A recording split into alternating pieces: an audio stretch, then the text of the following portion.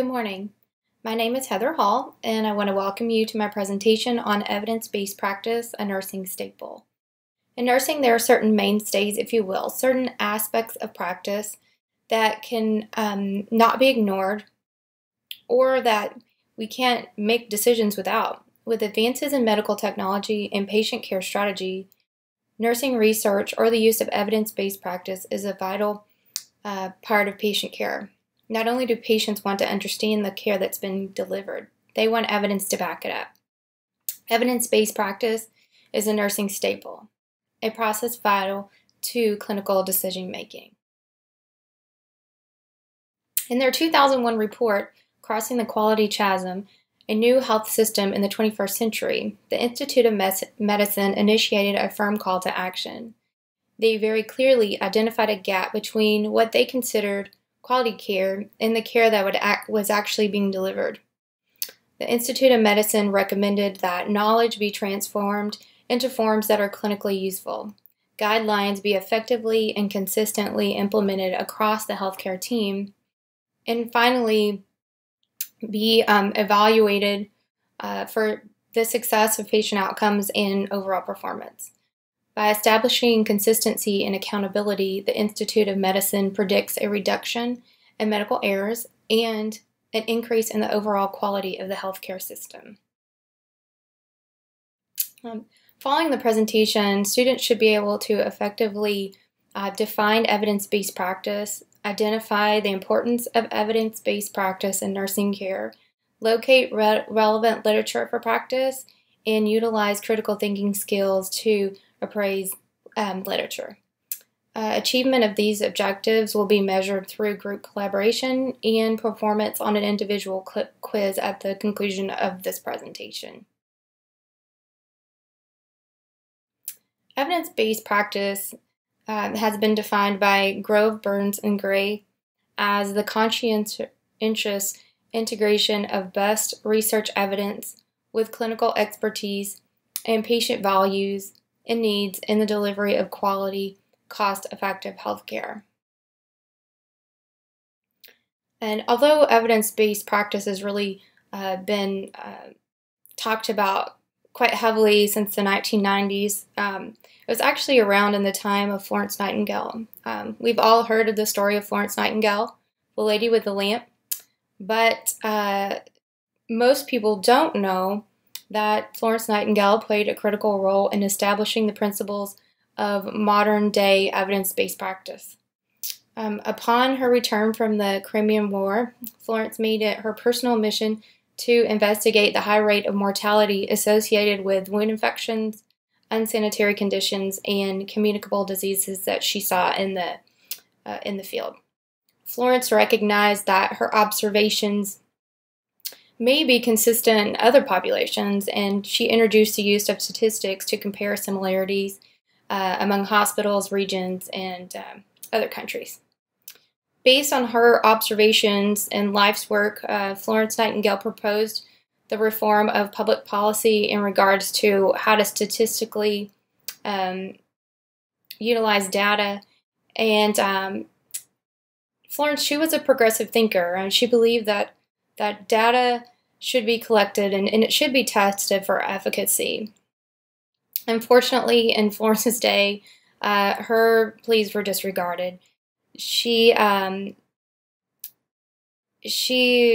was a pioneer in evidence-based practice, and had she been acknowledged in her time, the evolution of nursing research and evidence-based practice would be much better today, and it would have occurred on a much faster timeline.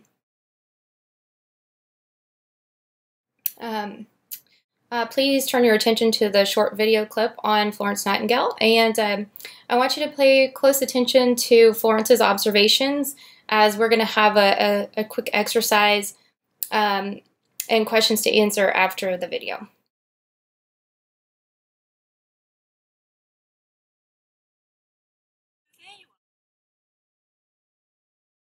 You can put those bandages down there on the table.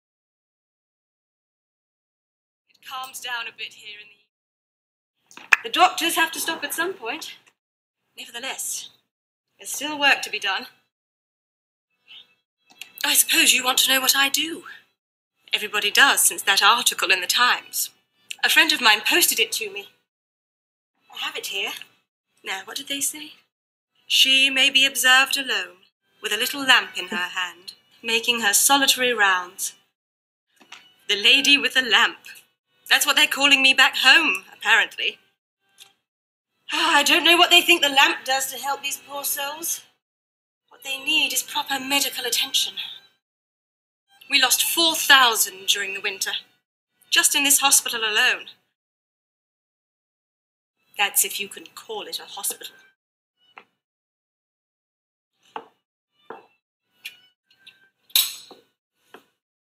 The tragic thing is that in most cases it's not their wounds that kill them. It's the illnesses they contract while they're lying here.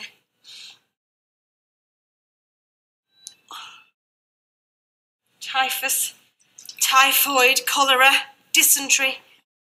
They kill 10 times what the war does. And we just don't know how to treat them.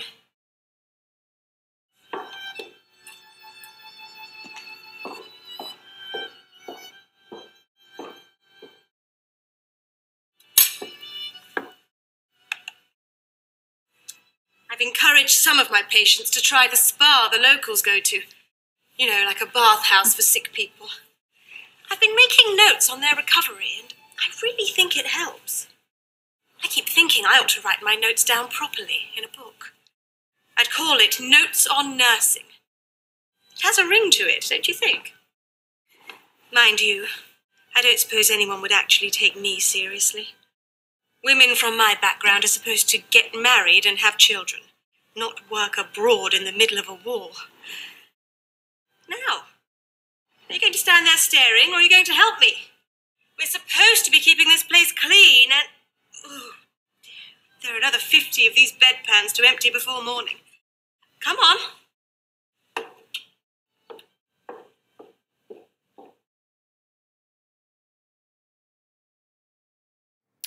I thought that was an interesting observation on Florence Nightingale's part. So with that being said, I'd like everyone to break up into at least 4 groups and identify yourself. So,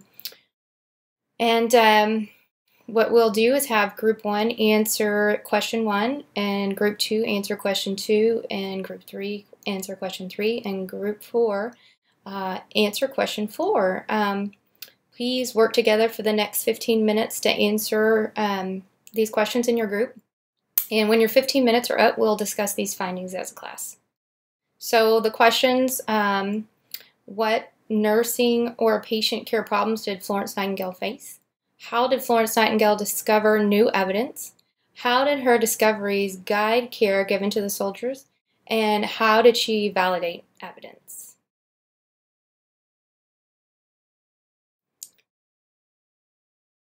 Okay, now that our 15 minutes has passed, let's talk about what we learned in our group discussion. So from the video, we concluded that Florence Nightingale faced many issues with overcrowding and poor sanitation, communicable diseases, and difficulties managing wounds. Florence utilized her observation skills to hypothesize that improved sanitation of patient care areas and the cleansing of wounds would improve soldier mortality rates. And through careful observation and implementation of new practices and statistics, Florence Nightingale established research and evidence-based care in nursing. So things have changed a bit since the time of Florence Nightingale, and today evidence-based practice is a little more complex. Evidence is readily available, and it's utilized to develop guidelines and policies that direct nursing care. Conversely, evidence-based practice also it serves as a form of evaluating the effectiveness of nursing care, and that's one of those qualities that the Institute of Medicine was sort of shooting for, is that there would be better evaluation of patient care outcomes and actual performance. So basically, there are different sources of evidence, and it comes in many forms. So students and professionals are encouraged to utilize peer-reviewed journal articles as their primary source of reference. Peer-reviewed journal articles are known for their rigorous review prior to publication, and they're widely accepted by medical professionals. In addition, practice guidelines that are generally published by professional organizations or associations are largely based on peer-reviewed resources anyway, and they serve as a great starting point for novice research appraisers.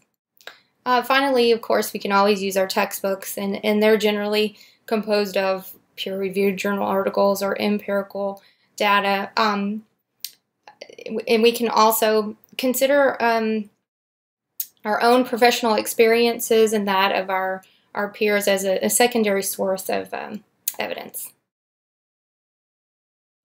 So moving right along, the challenge that most students face is locating the right evidence, locating exactly what they're looking for. And as I pointed out before, nursing research it's readily available, and it can easily be located utilizing several methods.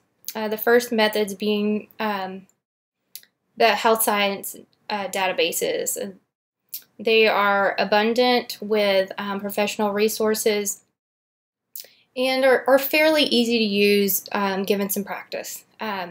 Common health science databases are CINAHL, the Cochrane Library, and PubMed. And in addition to CINAHL, other search engines such as Google Scholar are often utilized by nursing students, but I have to caution you that articles on Google Scholar are not always peer-reviewed, and they may contain information that is based on opinion rather than scientific evidence. So, although it's helpful and it's easy to use these search engines, whenever possible, it's best to use the health science databases. In addition, there are nursing apps available for download to your smartphone or device, iPad, things like that. One that I have is called Nursing Central, and it actually has a search engine built into it. It's a Medline search engine, and I find this very helpful when I'm on the go, I'm in the car, or maybe in the clinical setting, and I just don't have access to a computer. So those are things that you can utilize to locate current evidence. So I mentioned being able to perform an effective search. So the health science databases are extremely helpful if you know how to use Boolean operators. So I found a short video here that is very informative on this process. So please turn your attention to the video clip, and it explains the use of Boolean operators and how to perform an effective search utilizing a health science database. Welcome to this video tutorial on using Boolean searches in your library searches. This is a presentation by Kate Cushion, a liaison librarian at the University of Regina. You're probably asking yourself, why should I learn Boolean searching when I can search just fine in Google without it? Well, the answer to that is that Google uses something called natural language searching. Library-based databases and catalogs work a little bit differently. Natural language doesn't work very well in them. So it's important to use Boolean because this allows you to tell the database exactly what you want it to do in the database's language. This helps improve the precision of your searches. It allows you to form complex multi-part search strategies, and it will just allow you to have more sophisticated searching techniques. Most importantly, though, it helps you find exactly what you are looking for and find it faster. So let's take a look at some of the common Boolean operators. Now, if you don't know what that means, Boolean operators are words that you use to connect your search terms. The most common Boolean operators are or, and not. So let's take a look at or and how that functions in your searches. Connecting terms using or retrieves items that contain either or both terms. Or expands and broadens your search so that you get more results. It's excellent for synonymous terms, that is, terms that have same or similar meaning, but they are different words. So for example, education or teaching. This will retrieve all of the results that contain education, that contain teaching, and that contain both. It's also excellent for when you don't absolutely need both ideas, when one or the other is adequate for your research. So for example, novel or fiction. This is a nice broad search to get you started if your research is in this vein. And functions in almost the opposite way. Connecting terms using and retrieves items that contain both terms. Using and between your terms narrows your search and you get fewer results. And is excellent for connecting unrelated terms that are both important to your research. For example, gender and fiction will retrieve results that contain only both terms. Not is the final operator we're going to be looking at today. Connecting terms with not retrieves items that contain the first term and excludes items that also contain the second term. This is excellent for reducing irrelevant results. So for example, if you're researching religion but you're not interested in items on Christianity, this is a good search to use because that way you're retrieving everything that includes religion, but you are excluding everything that also contains Christianity. Now you do need to be careful with this because some of the results that include Christianity will be important to you, but this is a good start. Phrase searching is another important tool for searching. This searches for all of the terms in the order you enter them. It's excellent for titles, famous quotations, and any terms that you need connected in the order that you enter them. You use parentheses or quotation marks to indicate a phrase search. So for example, if you're searching for Catcher in the Rye, entered just like that, it's going to retrieve something that looks like this. This is not a very precise search. You're going to get a lot of irrelevant search results based on this kind of entry into the database. Instead, if you search for something like this, Catcher in the Rye with parentheses or quotation marks, it's going to retrieve the exact title that you're looking for. So whether to use parentheses or quotation marks is something that you need to look in the database's help or tips page for. There's usually a link to the help or tips page near the search bar. Truncation and wildcard are two more important tools. So let's look at truncation. The truncation symbol in most databases is usually a star or a question mark, but it can be other symbols. Again, consult the tips or help page to determine which one the database expects. Sometimes the symbol replaces one letter, sometimes it replaces multiple or even infinite letters. So again, you'll want to look at the tips or help page to determine what the database is going to do. This is excellent for searching for related words that start with the same letters. So for example, entering in spirit with a question mark or star will retrieve spirit, spirits, spiritual, etc., etc. Wildcard is a slightly different tool. This replaces letters within a word. So for example, if you enter in the term that I have as an example here, it retrieves woman or women. As with truncation, different databases use different symbols if wildcards are supported at all in that database. So did you guys get all of that? And I know she speaks very quickly, but there's a lot of information there to be had and to process. So as she pointed out, there's always help in the Porter Henderson Library or in any search engine as far as developing your search and what processes to use. So as we saw, there's a number of filters and they can help narrow down your search. Although evidence is readily available, your results are only as effective as your search. So now that we've discussed locating the current evidence and performing a search as far as using Boolean phrases, let's perform a search. So I'd like everyone to log into the Porter Henderson Library and do a Boolean search of Sinal using the terms Florence Nightingale and sanitation. I'd like each group to utilize one of the following filters, use and, or use or not, or use and with related words. And if you'll just arrange in the groups you're in previously for our previous group exercise, and when you get finished, we'll take about 10 minutes. We'll discuss your findings with the group.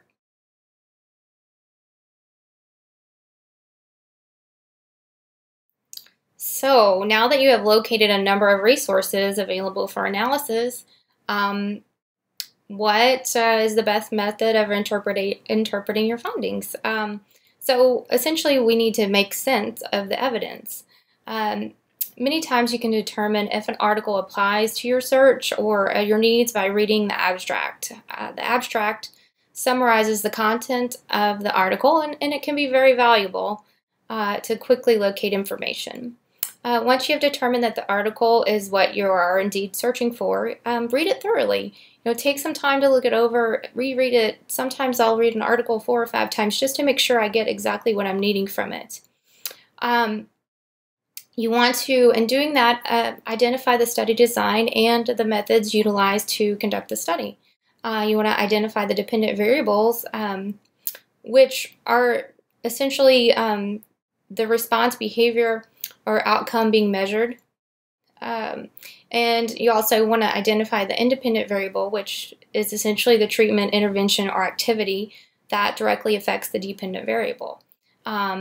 So you want to, as I pointed out, read the results carefully, and you want to note any reports of statistically significant findings. That's what they'll be called. And as they're reported sometimes in the results or in the conclusion or the recommendations, you want to consider how these findings influence the recommendation for practice and how they might influence the way that you deliver care.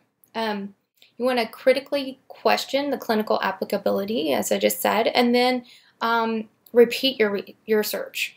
You don't want to stop with one article. You want to compare multiple articles for similar or conflicting results, which is important to determine which is the best evidence for practice. So you want to perform an exhaustive review. So I've listed some recommendations. These are just some things that you can do to become more comfortable with reading and appraising nursing literature. It's not easy, and it just takes a lot of reading and reading articles. You should practice efficient search methods of peer-reviewed sources utilizing Boolean operators and definitely in multiple scientific databases. Check CINAHL, check the Cochrane Library, check PubMed, check Medline.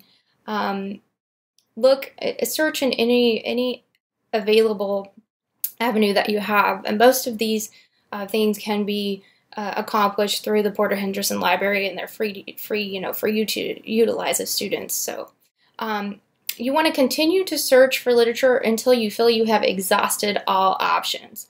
So essentially, that's the point in which you feel like you have read articles for days. But through doing this, you will become more comfortable in what you're processing, and be able to put certain articles together that are similar and identify those that are contrasting. So you want to thoroughly read and appraise the literature utilizing your critical thinking skills, of course.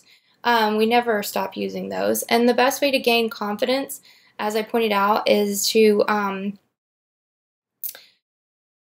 just continually keep searching, and in your practice, make the search for evidence-based practice a priority.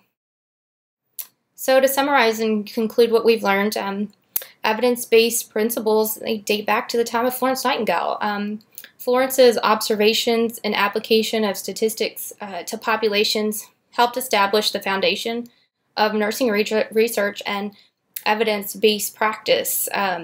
Little did the naysayers know what Florence was able to accomplish back in those days was tremendous. So like Florence, the Institute of Medicine now recognizes the substantial impact that scientific evidence has on nursing care and patient outcomes.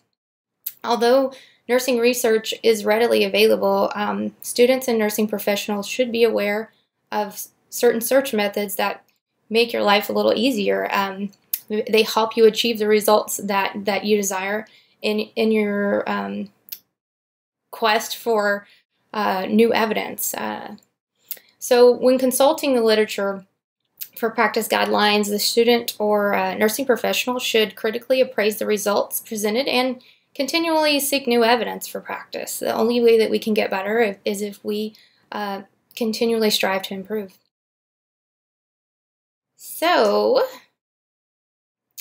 that's the end of our presentation here, and I will be giving you a short quiz. So now is the time to ask any questions that you may have regarding the presentation. So I hope you enjoyed my presentation, and thanks so much for watching and the opportunity this semester.